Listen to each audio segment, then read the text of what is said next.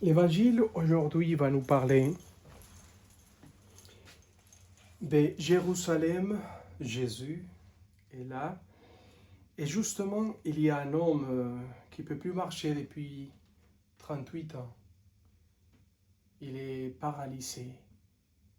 Il était à côté de la piscine, une piscine par la porte des brebis, dans laquelle les gens imaginaient que si on rentrait dedans, on était soigné, on était guéri par le pouvoir de Dieu. Mais le pauvre monsieur ne pouvait pas rentrer à la piscine. Toujours, il avait quelqu'un qui était plus en avance et qui rentrait dedans. Donc, ça faisait 38 ans qu'il était malade et qu'il ne pouvait plus marcher, et il était là. Notre Seigneur s'approche, il a la miséricorde avec lui, il a la compassion. On va dire dans l'évangile, le texte va dire en grec splagnisomai. Ça veut dire que l'estomac, les tripes vont avoir la douleur terrible en face de la douleur de l'autre. Donc notre Seigneur va voir la douleur de l'autre et il va lui dire, veux-tu être guéri? Les malades lui répondit, Seigneur, je n'ai personne pour me plonger dans la piscine où l'eau bouillonne, et pendant que je vais, un autre descend avant moi. Jésus lui dit, lève-toi, prends ton brancard et marche. Et aussitôt l'homme fut guéri. Il prit son brancard, il marchait. Or, ce jour-là était un jour du sabbat. Les Juifs dirent donc à cet homme que Jésus avait remis sur pied. Sur le sabbat, il n'était pas permis de porter ton brancard. Il répliqua, c'est lui qui m'a guéri, c'est lui qui m'a dit, prends ton brancard et marche. Ils interrogèrent, quel est l'homme qui t'a dit, prends ton brancard et marche? Mais celui qui avait été rétabli ne savait pas qui c'était. En effet, Jésus s'était éloigné, car il y avait foule à cet endroit. Plus tard, Jésus les trouve dans les temples et lui dit, te voilà guéri, ne pêche plus, il pourra t'arriver quelque chose de pire. L'homme partit annoncer aux Juifs ce qui est Jésus, que c'était Jésus, qu'il avait guéri. Et ceci, ceux qui persécutaient Jésus, parce qu'il avait fait cela les jours du sabbat. Acclamons la parole de Dieu. Louange à toi, Seigneur Jésus. C'est incroyable, non? Notre Seigneur guérit quelqu'un, eux, ils se mettent à dire, c'est interdit parce que c'est sabbat. Les jours du sabbat, donc c'est interdit. Donc il faut le persécuter, parce qu'il a fait un miracle. Il s'en fiche du miracle. Il s'en fiche qu'il a le pouvoir de Dieu. Il s'en fiche qu'il a l'exousia, on dit en grec aussi. Exousia, c'est le pouvoir même de Dieu pour guérir, pour sauver, pour libérer. Et ils s'en fichent. Pour eux, la seule chose, c'est absolument superficiel, extérieur. C'est sabbat, donc le sabbat, on ne peut rien faire. Ah bon? Donc le sabbat, on ne peut pas faire la miséricorde. Ah bon?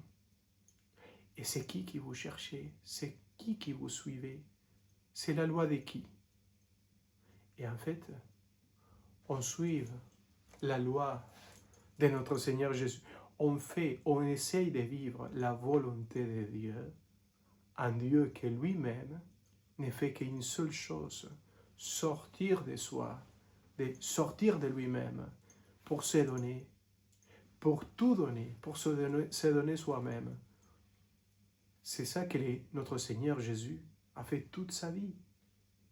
Donner, tout donner, se donner soi-même jusqu'à la croix, jusqu'à la résurrection, jusqu'au fait d'habiter dans nos cœurs, habiter dans les cœurs de chacun pour nous transformer. Même si on est les pires des pires, il veut nous transformer.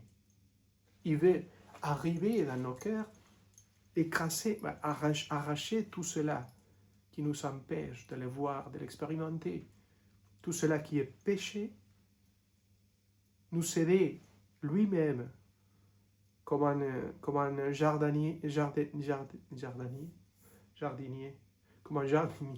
comme quelqu'un qui travaille au jardin, quoi, qui prend les fleurs, qui prend les fruits, comme un agriculteur, quoi, qui rentre dans la campagne pour faire grandir la campagne et les remplir de bonheur.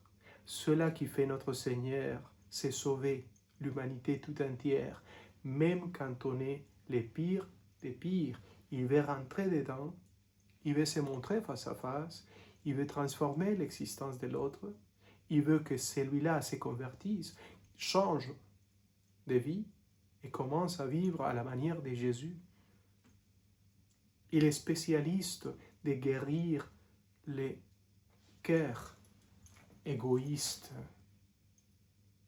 les cœurs de pécheurs, les cœurs de ceux qui sont absolument éloignés de lui. C'est ça qu'il veut faire. C'est la plus belle manière d'adorer notre Seigneur, c'est d'ouvrir les cœurs pour que lui soit capable de faire son travail. Et son travail, c'est toujours guérir, sauver, libérer.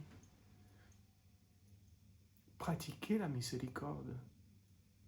Et laissez-vous à lui pratiquer la miséricorde dans vos cœurs pour vous faire sortir de l'obscurité, de la nuit obscure. Et lui, il vous transforme à vous aussi pour aider vos frères et vos sœurs, les gens qui sont là, dehors, qui ne connaissent pas Dieu encore. Il est un spécialiste de transformer des êtres humains pour leur faire devenir aussi des gens qui sont capables de sortir de soi pour donner la vie, pour tout donner à ceux qui aussi sont éloignés de Dieu et même à ceux qui nous ont fait du mal. Ça, c'est l'action créatrice de Dieu qui, lui, il nous transmet pour la donner aux autres, pour transformer aussi les cœurs des autres. Si on se laisse transformer par lui, il fera des merveilles et on sera des instruments de Dieu pour transformer l'humanité actuelle qui se trouve dans la guerre, dans la mort, dans la violence, dans l'égoïsme. Allons-y, il faut ouvrir la porte et il faut lui dire « Transforme mon cœur, transforme-moi, Seigneur. » Allez, il faut continuer à faire le raisonnement. Il faut continuer à parler avec lui tous les jours. Allez-y, au nom du Père et du Fils et du Saint-Esprit.